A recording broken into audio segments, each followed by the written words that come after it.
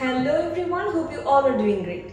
আপনার যদি মাথা ঘোরানোর সমস্যা থাকে, এই যেমন ধরেন বসে আছেন, উঠতে গেলেন মনে হচ্ছে একদম পুরো রুম ঘুরছে, অথবা ফ্লোর থেকে কিছু তুলতে গেছেন তখন মনে হচ্ছে মাথা ঘুরছে, অথবা ইমব্যালেন্স হয়ে পড়ে যাওয়ার একটা ভাব হয়, একই সাথে বমি বমি ভাব হয়, এই ধরনের সমস্যা যদি হয় তাহলে আজকের ভিডিওটা আপনার জন্য। কারণ আজকে আমরা কথা বলবো বিপিপিভি নামক একটা সমস্যা নিয়ে। বিপিপিভি অর্থ হচ্ছে বিনাইন প্যারক্সিমাল পজিশনাল ভার্টিগো। এটা অ্যাকচুয়ালি আমাদের একদম কানের ভেতরের পাশের সমস্যা, এটাকে ইনার ইয়ারের প্রবলেমও বলতে পারেন। যেটা হয় যে একদম কানের ভেতরের আমাদের ইনার ইয়ারের যে জায়গাটা আছে, এখানে অনেকগুলো ভেস্টিবুলার অ্যাপারেটাস থাকে। অর্থাৎ ধরেন আপনাদের কানালের মতো বা একটা নালীর মতো একটা জায়গা থাকে যেখানে এক ধরনের তরল পদার্থ থাকে। এখন যখন আমরা মুভমেন্ট করি বা নড়াচড়া করি, তখন এই তরল পদার্থের নড়াচড়ার মাধ্যমে আমাদের ব্রেন বুঝতে পারে যে আমরা মুভমেন্ট করছি।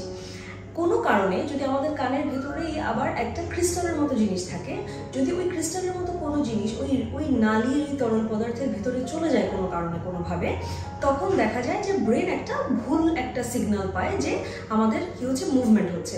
এবং ওই সময় ওই ক্রিস্টালটা ওই নালীর ভিতরে যাওয়ার কারণে এবং ওটার মুভমেন্টের কারণে যেটা হয় যে আমাদের ওই মাথা ঘুরিয়ে ওঠা, কিছু নিতে গেলে হঠাৎ করে মনে হচ্ছে যে পড়ে যাব, বা পুরো রুম ধরে ঘুরছে, এরকম ধরনের একটা অনুভূতি হয়ে থাকে।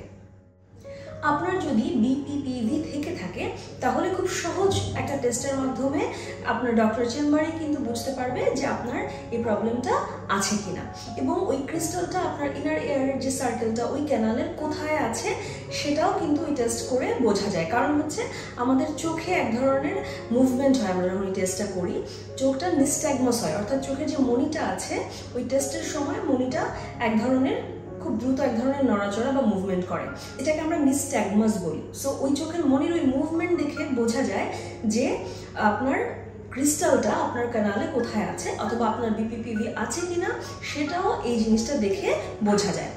এটাকে বলা হয় ডিক্স-হলপাইট টেস্ট।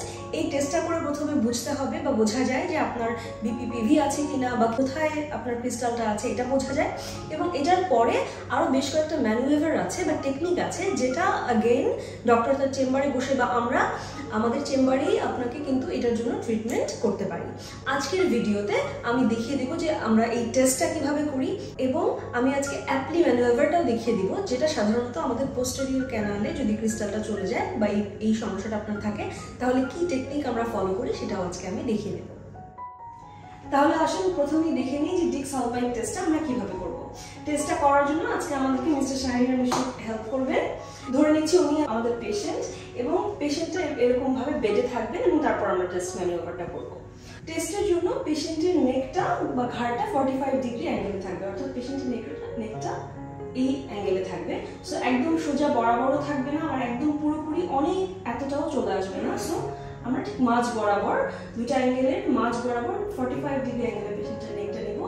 এবং এই পজিশনে থাকার পরে আমরা যখন চেষ্টা করবো, পেশেন্ট পিছন দিকে শুয়ে পড়বে, এবং তারপর আমরা পেশেন্টের চোখটা খোলা রাখতে বলবো এবং পেশেন্টের চোখের মনির মুভমেন্টটা ফলো করবো। এই টেস্টের সময় মনে রাখতে হবে যে অনেক সময় পেশেন্টরা বলতে পারে যে আমার অনেক বেশি মাথা ঘুরে উঠছে বা বমি বমি ভাব লাগছে, তাহলে পেশেন্টকে এটা আসলে আগে থেকে অ্যাওয়্যার করে রাখতে হবে, এবং সাথে আপনারা কোনো বাকেট রাখতে পারেন। অনেক সময় পেশেন্ট বমি বমি ভাব ফিল করতে পারে বা বমি করতে পারে। সো আমরা পেশেন্টকে পজিশনে নিয়েছি, দেন সো যেটা হবে যে এই পজিশনে পেশেন্টের কি হচ্ছে, ঘাড়টার আমি 45 ডিগ্রি অ্যাঙ্গেলও ফিক্স রেখেছি, আবার সাথে ঘাড়টার পেছন দিকে এক্সটেনশন মুভমেন্ট বলে, এটা 20 ডিগ্রি পর্যন্ত ঘাড়টা পেছন দিকে ভাঁজও থাকতে হবে। তো এই অবস্থা পেশেন্টকে বলতে হবে যেন চোখটা খোলা রাখে, তাকিয়ে থাকবে, এবং ওই সময় আমরা যেটা করি সেটা হচ্ছে চোখের মনিটার মুভমেন্ট অবজার্ভ করি। আর যদি আপনার বিপিপিভি থেকে থাকে তাহলে যেটা হবে যে চোখের মনিটা এক ধরনের নিস্ট্যাগমাস বা কম্পন আমরা দেখতে পাবো, এবং 30 সেকেন্ড থেকে 1 মিনিট পর্যন্ত পেশেন্টটাকে এই পজিশনে রাখতে হবে। এবং আপনি যদি ফলো করেন দেখবেন যে আস্তে আস্তে যে নিস্ট্যাগমাসটা ছিল সেটা কমে আসবে। আবার পেশেন্টের যদি মাথা ঘোরানো বা এই ধরনের সিমটমগুলো শুরু হয়, সেই সিমটমগুলো 1 মিনিট হতে হতে আস্তে আস্তে কমে আসবে। যেহেতু উনি পেশেন্ট না, সো আমরা কিন্তু চোখের মনিতে কোনো ধরনের কোনো মুভমেন্ট বা কিছু দেখতে পাচ্ছি না, কিন্তু যদি বিপিপিভি থেকে থাকে পেশেন্টের তাহলে কিন্তু অবশ্যই চোখের মনিটার দিকে খেয়াল রাখতে হবে, এবং আপনারা নিস্ট্যাগমাসটা অবজার্ভ করতে পারবেন। আমরা যে টেস্টটা করলাম এটা কিন্তু দুই পাশের জন্য করতে হবে। আমি এখন একটা পাশে করে দেখিয়ে দিলাম, কিন্তু আপনি দুই পাশে যদি করেন তখন দেখবেন যে যে পাশে সমস্যা পেশেন্টের সেই পাশে আপনি সিমটমটা দেখতে পাবেন।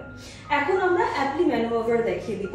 সো এইটা যদি বিপিপিভি থাকে পেশেন্টের, সেক্ষেত্রে এই টেকনিকটা করা হয় এবং পেশেন্ট 2-3টা সেশনে কিন্তু খুব ভালো ফিল করে।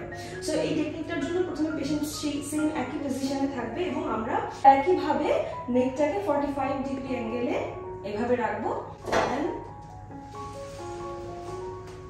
সো এখানে পেশেন্টের নেকটা আমরা 45 ডিগ্রি অ্যাঙ্গেলে ওই পজিশনটা হোল্ড করেছি, সাথে ঘাড়টা 20 ডিগ্রি মতো এক্সটেনশনে আছে। এই পজিশনেও পেশেন্টের আপনি যেটা দেখতে পাবেন যে চোখের মধ্যে নিস্ট্যাগমাস বা যে কম্পনটা বলছিলাম সেটা দেখতে পাবেন এবং পেশেন্ট প্রথম দিকে একটু খারাপ ফিল করতে পারে, সেটা আস্তে আস্তে সেটেল হয়ে আসবে। 30 সেকেন্ড থেকে 1 মিনিট পর্যন্ত আমরা এই পজিশনটা থাকবো এবং পেশেন্ট যখন বলবে যে হ্যাঁ আমার এখন একটু বেটার ফিল করছি, মাথা ঘোরানোটা কমে আসছে বা ডিজিনেসটা কমে আসছে, 30 সেকেন্ড থেকে 1 মিনিট পরে তারপর আমরা ঠিক 90 ডিগ্রি পর্যন্ত নেকটা আবার রোটেশন করব। সো আমরা এখন 90 ডিগ্রি রোটেট করব। একই 90 ডিগ্রি যখন রোটেশন হবে তখন কিন্তু ঘাড়টা 45 ডিগ্রি অ্যাঙ্গেল পর্যন্তই থাকবে, আবার একটু এক্সটেনশনও থাকবে। আবার যখন এই মুভমেন্টটা করলাম তখন পেশেন্টের আবারও একটু হালকা ডিজিনেস বা মাথা ঘোরানো ভাব হতে পারে, কিন্তু এবং চোখের যে নিস্ট্যাগমাসটা বা চোখের ভেতরের মনির যে কম্পনটা ওটাও একটু বাড়তে পারে, কিন্তু আস্তে আস্তে সেটা সেটেল হয়ে যাবে। এবার হচ্ছে ট্রিকি পার্টটা, কারণ হচ্ছে আমরা এখন পেশেন্টের 45 ডিগ্রি অ্যাঙ্গেলটাও হোল্ড করব, 20 ডিগ্রি পর্যন্ত এক্সটেনশনটাও থাকবে, কিন্তু একই সাথে পেশেন্ট এবার তার বাম দিকে টার্ন করবে। পেশেন্ট যখন বামে ঘুরবে তখন আমার কাজ হচ্ছে পেশেন্টের এই হেডের যে পজিশনটা এটাকে ঠিক রাখা।